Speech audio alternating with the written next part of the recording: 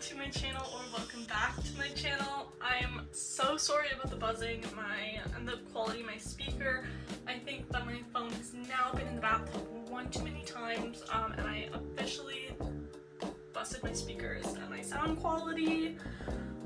But that's okay, because I'll be filming some of this stuff with my MacBook. So in this week's video, it's a bit post every week, I'm going to be giving you guys a little life update because I started college. Unexpectedly, mind you. I was not supposed to start till January.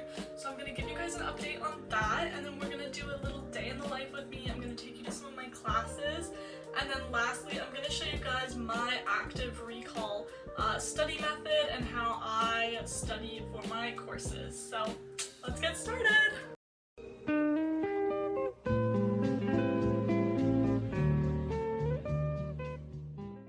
Hey guys, so let's chat about life. Just to give you guys kind of a timeline, I started school in September 2024. That's when I started grade 12. I was already accepted and paid my deposit to go to school at Cedarville University in Ohio. And then God had other plans for me. God said, no, pause, your visa's not gonna get applied actually. And in February, I had no idea what I was gonna do. I'd applied to some chemistry undergrad programs because I really wanted to do pharmacy. But then I decided that, you know what, I think the 9-year pharmacy route in Canada was just not for me. And I decided that I wanted to become a respiratory therapist. So for people who don't know what a respiratory therapist is basically they work in hospitals, in clinics, and in home care mostly. I want to work in the hospital in one of the ICUs, general ICU, PICU, NICU, something in intensive care, and we work all of the ventilators, we keep all the patients breathing, and we're like nurses, but we specialize in the lungs.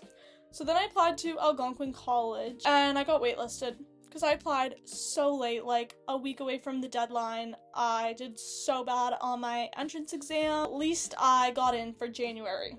Summer comes along, I'm not having a great time. Summer was not off to a good start. So I go a little crazy and I start emailing people, hey, let me into Algonquin College.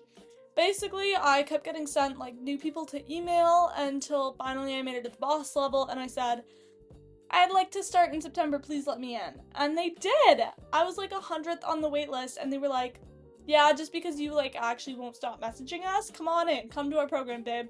So that was about a week before school started this September. I started school. I have 7 classes right now, and I'm also working part-time at a trampoline park, which is so much fun. So I'm gonna show you now what a day in my life looks like. Just kind of like little snippets. Like I said, I have 7 classes. This was filmed on a Monday, so I have 3 classes. I actually only filmed going to one of them though, but like, you get the point. And if you want to know more about my program, about my classes, or whatever, drop questions in the comments and I would love to give you some information, or just any questions about RTs in general, I would love to tell you. So that's where I've been. I've not posted in longer than I'd have liked to, but life got a little crazy. I got to campus at 6:15 in the morning, just as the sun was coming up, and headed straight to the library in Building C.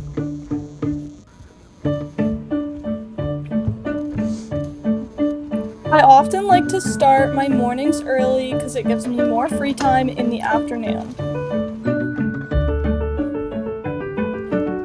I started studying on ARS, so that's Applied Respiratory Sciences, and it's kind of like my physics course this semester.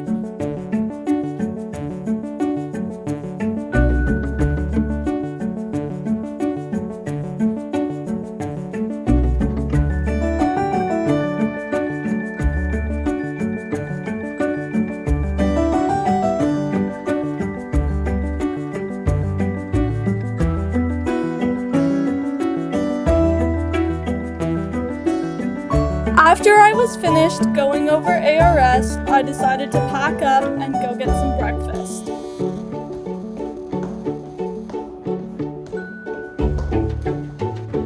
I went to the Tim Hortons in A building and did some scheduling in my calendar while I waited for them to open.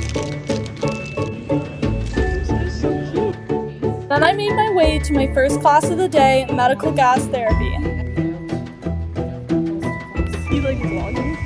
After med gas therapy, we headed to Campus Square for lunch.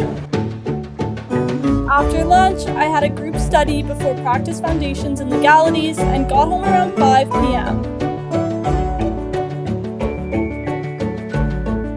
At 7 p.m., after a nice break and dinner, I got started on some homework before finishing around 8:30 and heading to bed.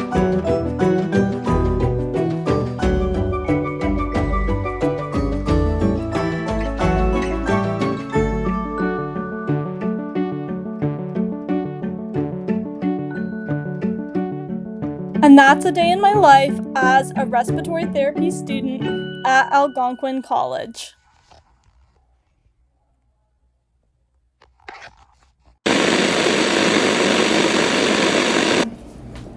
Hey guys, so now we're just gonna go over how I do active recall.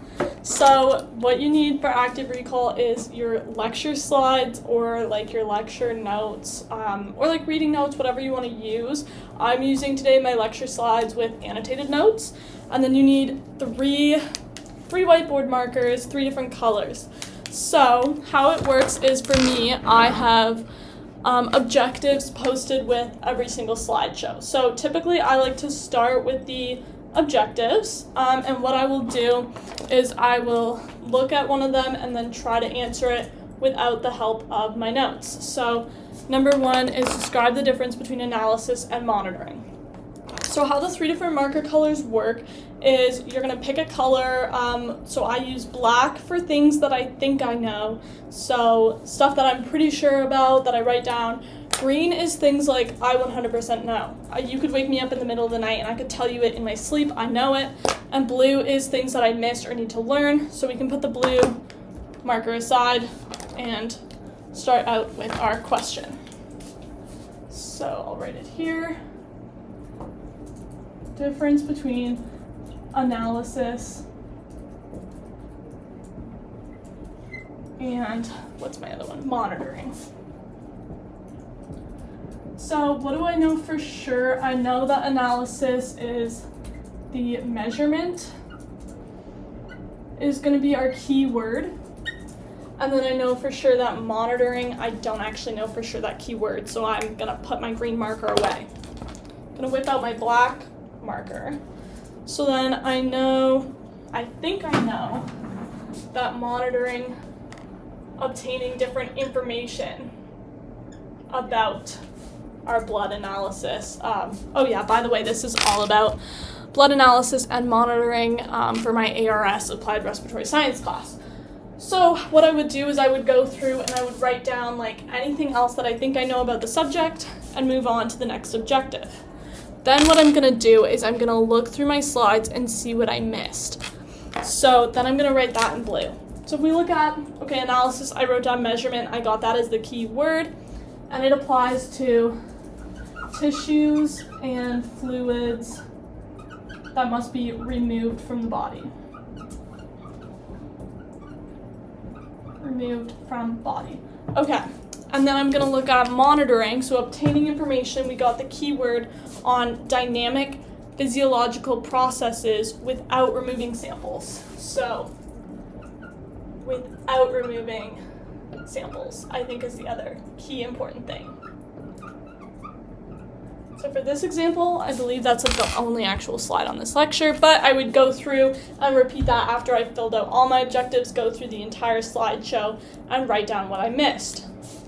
Now what I'm going to do once I'm done is I would grab my phone and take a picture of what I've done and then repeat the exercise in a few days or later that day, depending on when my test is, and seeing how much I can shift into green marker, because you can visually process all this, the whole thing.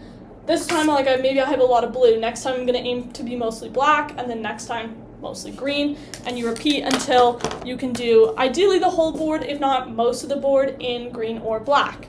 Now, if you don't have slide objectives or lesson objectives at the beginning of your slide, you can just go through and look at the headings of your slide. So if we go down here, oximetry. So I'll take my marker and I would write down oximetry, and then I would try to record everything that I can remember about oximetry. So I know that it uses spectrophotometry, I don't know how to say it, photometry, which works off of, I know this one for sure, so I'm going to switch to green. Beer's law, I guess, or Beer's law / principle, which states that different colors emit different wavelengths when absorbing light, is how it's measured. That's a bad explanation, but it's in there, it's in my head. And then once I've done that, I could go through and look. Okay, so I forgot hemoglobin saturation, so I'll write that in blue. So that spectrometry is of hemoglobin saturation. And then now that I've seen hemoglobin saturation without looking at my notes, I can recall that it'll be different shades of red based on the substance that it has absorbed, and based off of, based off the substances absorbed, PaCO2 versus PaO2 is going to be different shades of red. Different shades of red. So once again, I'm just going to go through all my slides, look at the next title, hemoximetry, write down everything I know, pulse oximetry, and just kind of go through my slides, active recall everything I know, and just like I said, repeating that process until you can get your board in mostly green or black marker.